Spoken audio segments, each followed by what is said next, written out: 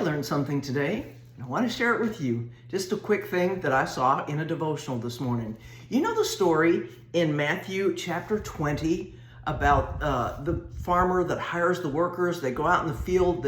He promises them he'll pay them a denarius for working in his field, and he goes out the third hour and the sixth hour and the ninth hour and the 11th hour. Every time he goes into the marketplace and he sees people that are not working, he sends them out into his field. And then at the end, he brings them in and he pays the workers that came in last, he pays them first and he gives them a denarius.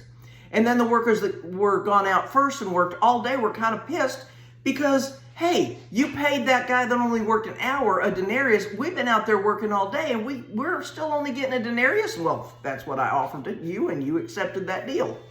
So people get upset about that. They don't understand this parable.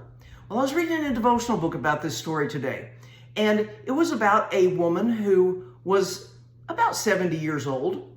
She had been a church organist her whole life, but she hadn't been saved. But she got saved when she was 70. And then she's sad. Why is she sad? Well, she said, I don't have hardly any time to work for Jesus, to live my life for Jesus.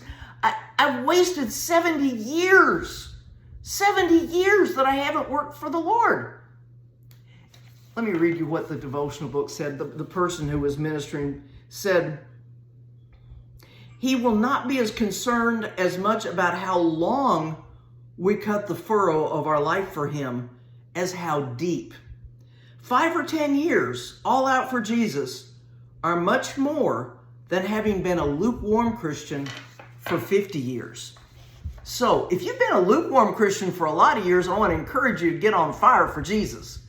But if you're 40, 50, 60, 70 years old and you're just now coming to know Jesus, I want to encourage you that it's not so much the length of time, but how hot your fire is, how much you're burning for him, how much you're doing for him.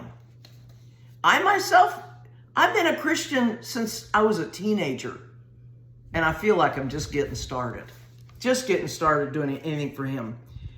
But one of the things that I read in here this is what I really wanted to share with you. By the clock, some of those in the story had worked only a single hour, but the farmer generously rewarded them, paying them the same as those who had labored throughout the day. Why? Because they had worked as long as they had the chance to work.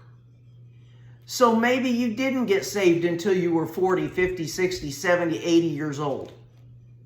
Work for him with the remainder of your life. It's not how long, it's how much. I want to encourage you today, if you haven't done anything for Jesus yet, start today. Do what he asks you to do.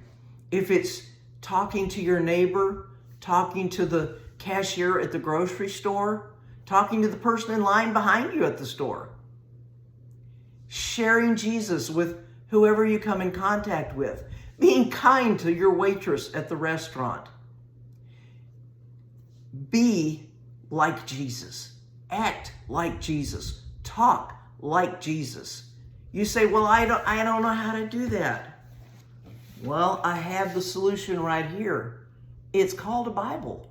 The Bible will tell you how to act and talk like Jesus. Thank you for watching today. I may not see you for a few days as I'm going to be traveling to go see some family, but I'll try to post if I get a chance.